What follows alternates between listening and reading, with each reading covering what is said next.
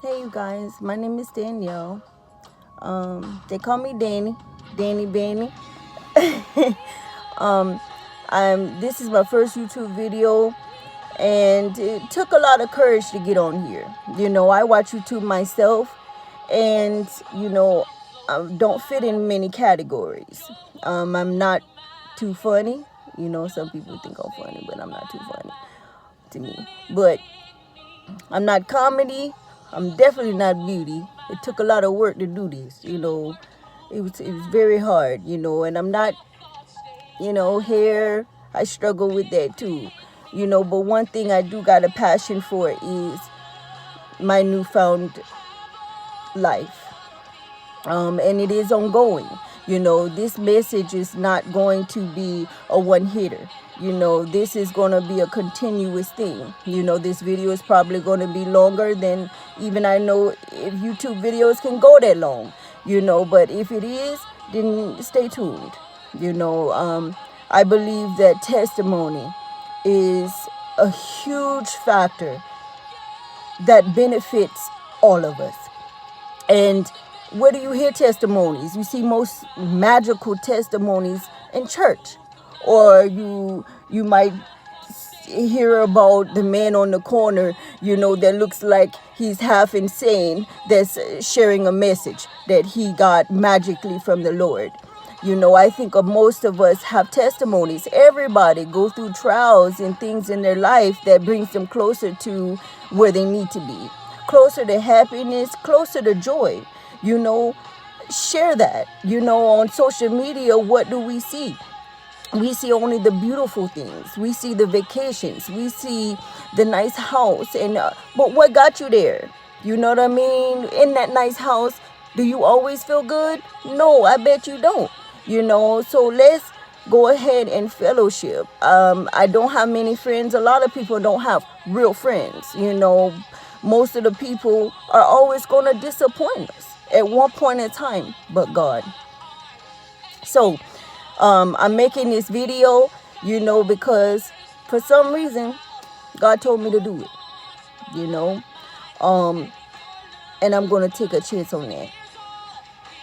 One thing about me is I've been in so many different places in my life. I've been in great places, times that I feel that I'm on top of the world, and then I've been in places where it's so dark that I can't see.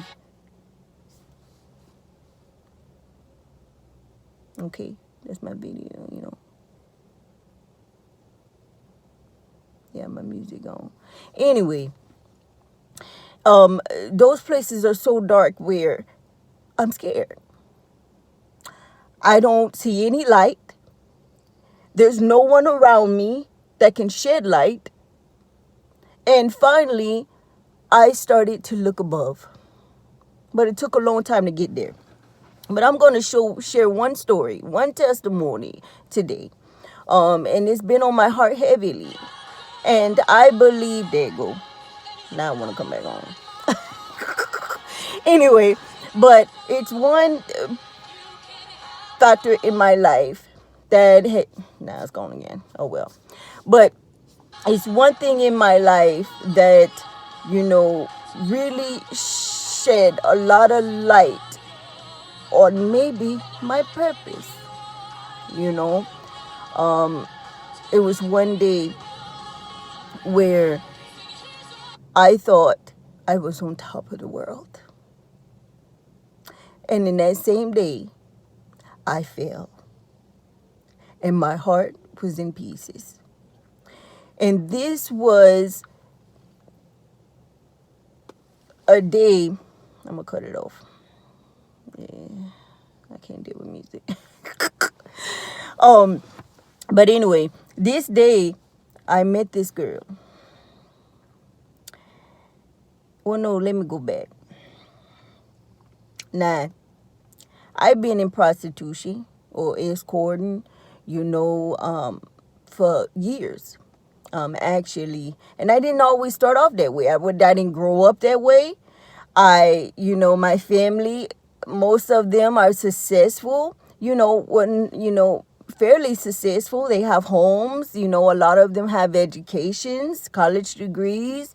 We really don't have many family members that are suffering from addictions, drugs, crazy, things like that. So I didn't come from a family that just from the streets. Now we were poor. My mama was poor. We fell on hard times, and we lived in the hood, but we never was subject to the things that really went on in the hood. My mama always shipped us out. She shipped us out to other sides of town where we could see a little bit better of a life and, strive for more and not be caught up in all the bad things that's going on around us. Well, anyway, I fell on hard times in my nursing career, and that's going to be another video. If you want to hear about that, comment below. But anyway, fell on hard times and had hard times in relationships, and I fell in prostitution. Escorting, whatever you want to call it, sex industry, all of that. And I can get in more detail, but let's save that for another video. So anyway, another video is too, I came out. And I came out, well, I won't say came out, I had to get out. It was either I had my children or I tried to hang on to the money, hang on to the lifestyle. I felt that my children was most important, okay? So I dropped everything. I went flat broke, didn't have anything, ended up being homeless in my car. I had nothing. My family turned away from me because what usually happens when you go into that lifestyle, when any kind of hustle that's from the streets, what do you subject to? You're subject to what? Isolation. Most of the time you're losing your friends. Most of the time your family turns their back on you because they don't agree with how you're living. So you have nobody. And the only person you have is yourself. And if you have anybody else, it's probably somebody who's in the same business as you, who's doing the same thing as you, which really is not really that great of an idea, is to have two bad point of views, sticking together, but that's all you have. So I had nothing. My family turned their back on me. Once you stop hustling, once you stop escorting, once you stop the game, your money just stops. And one thing about the game is, the money comes so fast and it goes very, very fast too. And a lot of us are in this mind frame that it's always going to be there. It's always going to be money to be made. It's always going to be a backup plan. You know what I mean? Nobody can ever really stop it. They can slow it up. Slow it up, but they cannot stop the money. Well, my money stopped, and it was gone, and it came right after Christmas, y'all. Right after Christmas, when I done spent all that money, I'm like, damn, I spent all that money on my kids and all kind of stuff. I'm feeling happy. All of a sudden, it just stopped. So I go homeless. I got 2 babies. My oldest son is with his dad. We'll talk about that in another video as well. I have nobody. My whole family, I was really bold. My whole family turned their back on me. My whole family knew I was in the game because I didn't care. You know what I mean? I had my money. I'm grown. You know what I mean? I can do what I want. I'm not married. I ain't got no man. I can do what I want, And so this led me to have nobody to fall back on. I didn't even have no money for a hotel. I mean, all of it had stopped. I had nothing. And me and my children are in a car for 3 weeks. So I had to Atlanta. I shoot to Atlanta because that's where they daddy is, the 2 youngest. And he offered some kind of help. He wasn't great, but he offered something. At least that's better than being in a car with nothing. I'm struggling to, feed us every day. struggling to bathe my kids every day. So I come out here and instantly what? I'm in a hotel. They're slumming. I mean, we slumming it. I mean, these roach motels, hustle motels, trapping hotels. And I'm grateful. I'm grateful because we had no shower. We had no toilet. It was horrible. I'm having to beg my younger brother just to take a shower in his house every day. I mean, our family are not very good at taking care of each other in hard times. We're just not good with that because we're not used to dealing with it, maybe. I don't know. But anyway, I'm so grateful. When I took that first shower, y'all, I didn't care if it was mold around the tub. I didn't care that the paint was peeling in the tub. Man, I was so thankful. I was like, thank you, God. I can wash my children every night like I need to. I can, use the bathroom when we need to. They're in the middle of potty training. I can't even potty train my kids right. It was horrible.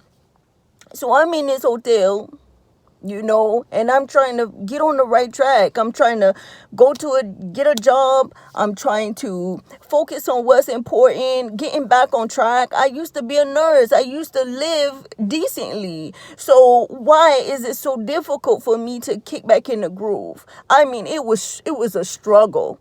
I had no idea that after 2 years, maybe 3, I think about 3. About 3 years of escorting, that everything that I learned before was gone. It's like I had to relearn everything.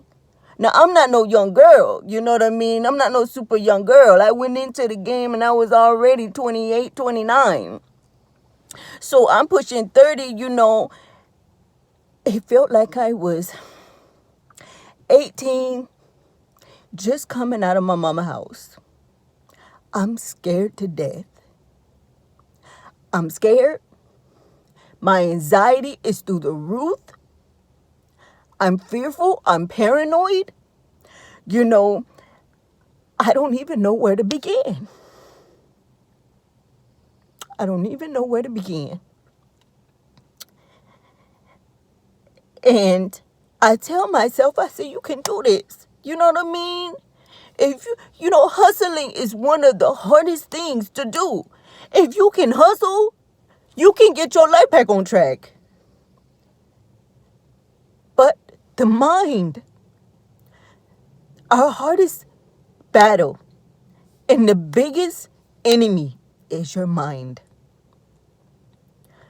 Those 3 years wiped out anything that I had learned, all my self-confidence, all my motivation for, a decent, normal life was just gone.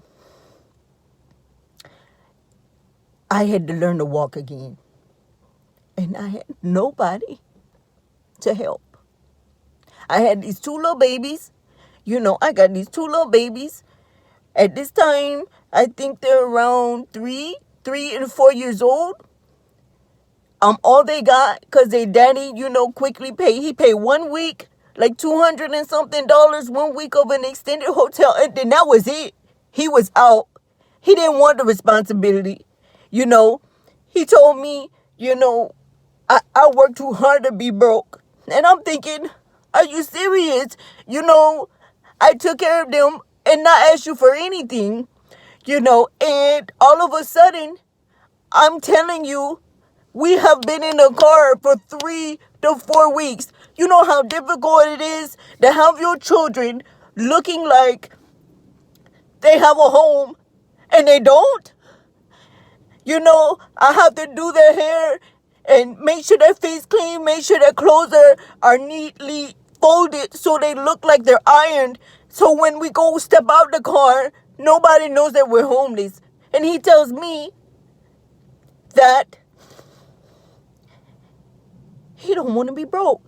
If he want a beer, he gonna go ahead and get a beer. If he want to go get some weed to calm down after work, then he's gonna go get some weed. And I'm thinking, are you serious?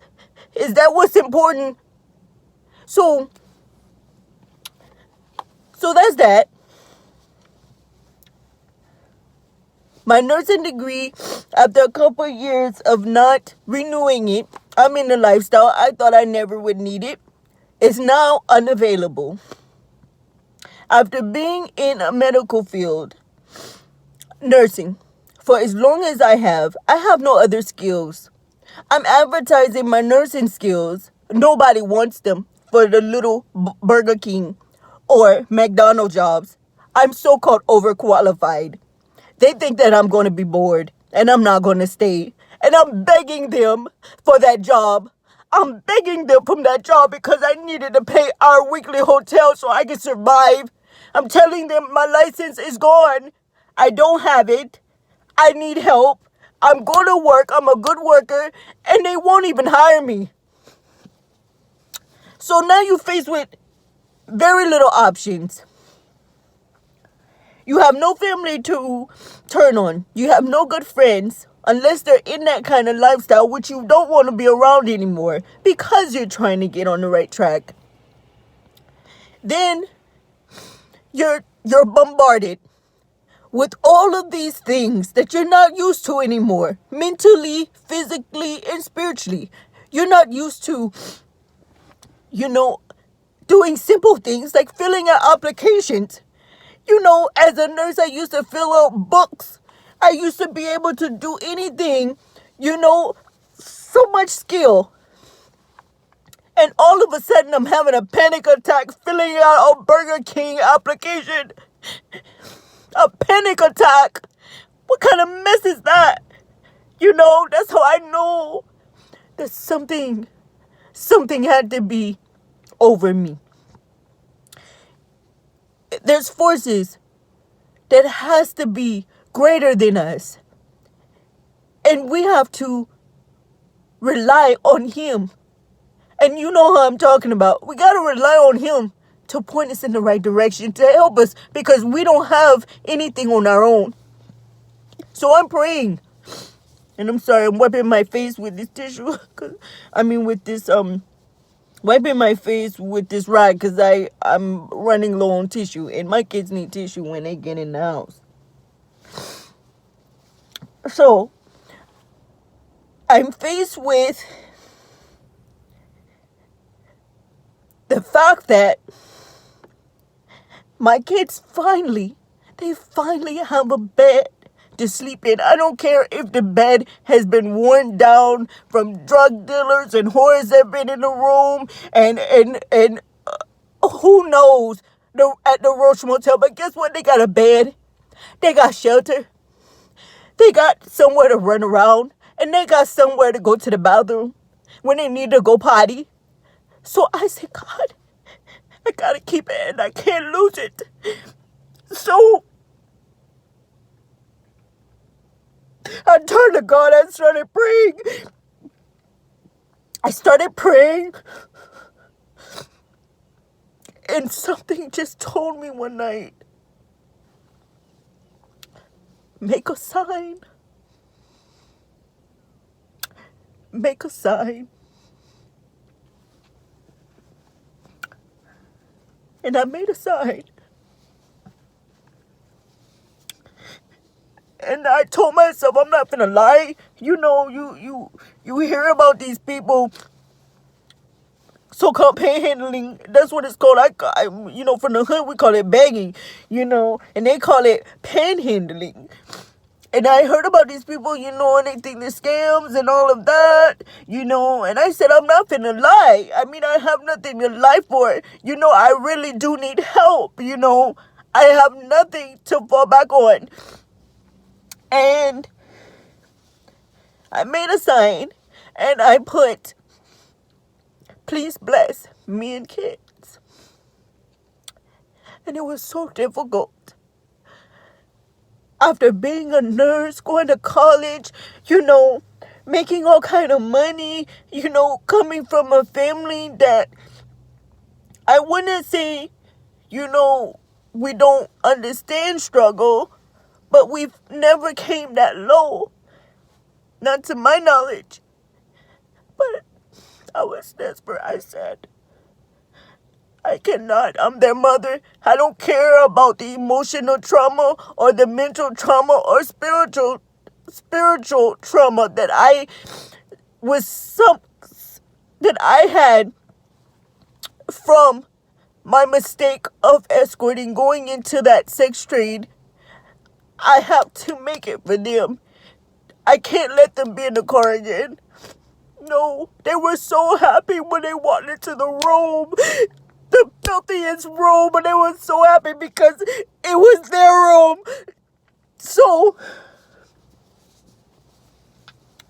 I made a sign, and I went out on that corner. I asked God to give me strength because He says in the Bible, pride comes before a fall.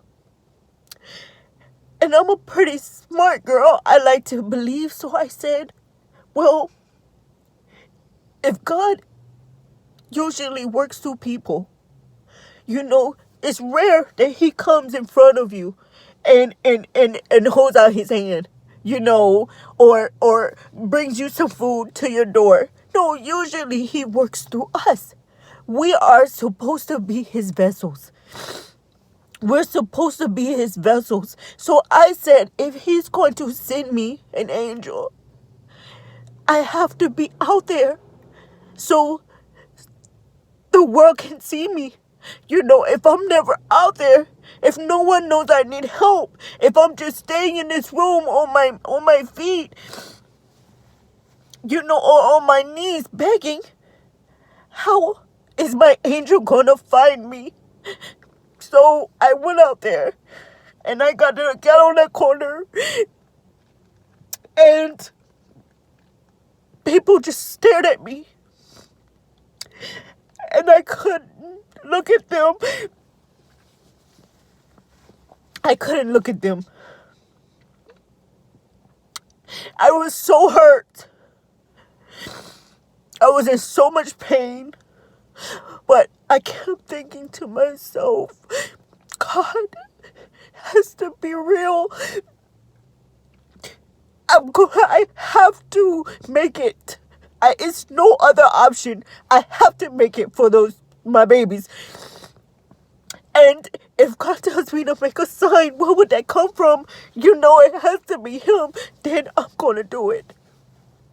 It's worth a chance. And people were just staring at me. And one lady, and I just started crying. I couldn't stop crying. I was just in so much pain. And one lady got out her car. And she said, I saw tears. And I said, yes, ma'am. And she said, you wouldn't be out here if you wouldn't needed to be out here, would you? And I said, no, ma'am. And I got blessed. And you know how long it took me to find a job, you guys.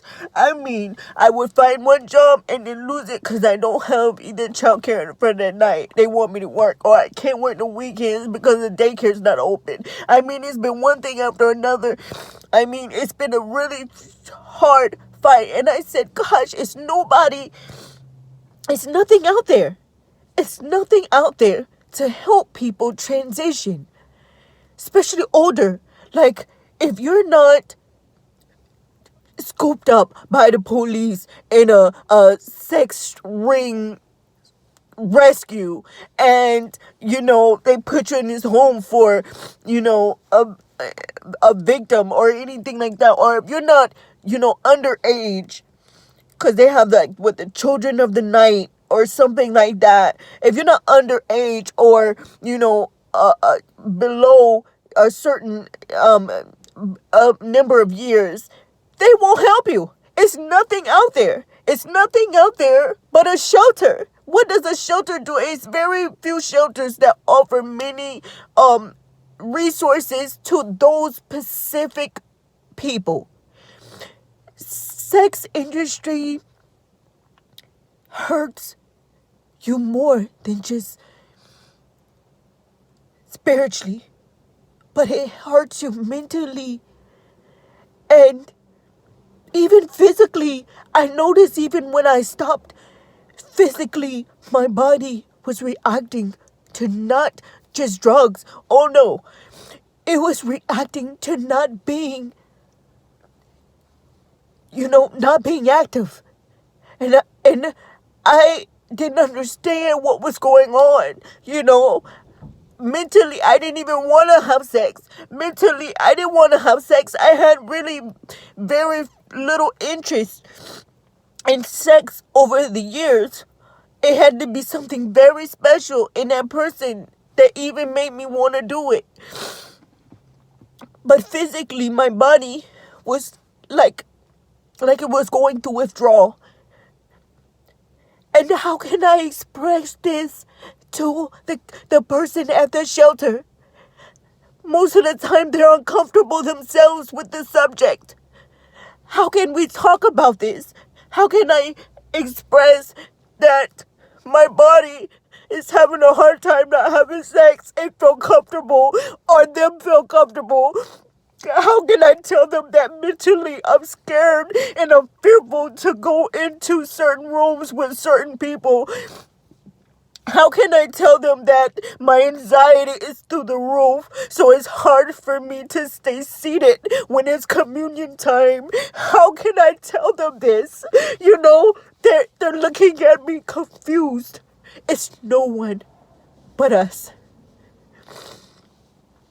that have been through those things to comfort others. So God told me to come out and let you know that you're not alone. If you have been in it, whether it was voluntary or involuntary, I was voluntary. And look what's happened to me. I've been through so much, and I'm still going through it, and I'm still fighting it. And I just found God on a level that's more than just going to church on Easter, or on a level of just knowing, it gotta be something that is after this. It has to be a heaven or hell. But it's gotten to the point where I talk to him continuously. I walk with him every day. And he's giving me so much hope and faith for more out of life than just getting by, than just finding a way to pay my rent. Like, I'm struggling. I'm still struggling, but he gave me peace even in my struggle. Like, he's letting me know it's going to be okay. No storm lasts forever. But what I do want you to do is share. Let people know that they're not the only one out there that's hurting and need me.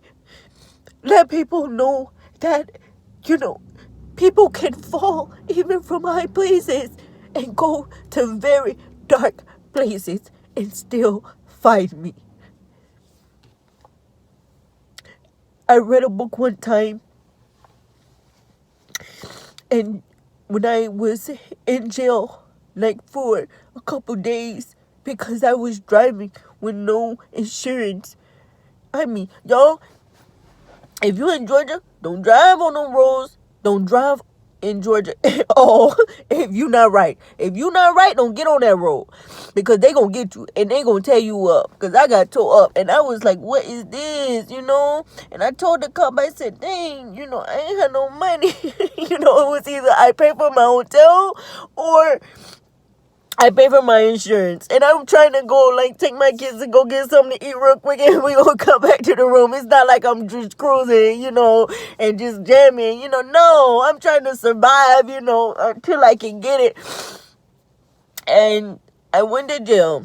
Driving with no insurance. Driving with a suspended license. I didn't even know I had a suspended license, but it was because of the insurance. But anyway, so I go to jail and I can't find anything to really concentrate on to stop the emotions from going out of control, spiraling out of control. So I find this book because I'm tired of playing Uno. I'm tired of playing Uno, and I'm tired of the girls in the block, just wanting to hear me talk because they say you talk funny, you talk funny. They just laughing at me, and I'm tired of that. So I'm like, man, let me just chill by myself. So I go get a book, and it's a book, and I read it back, and it says something about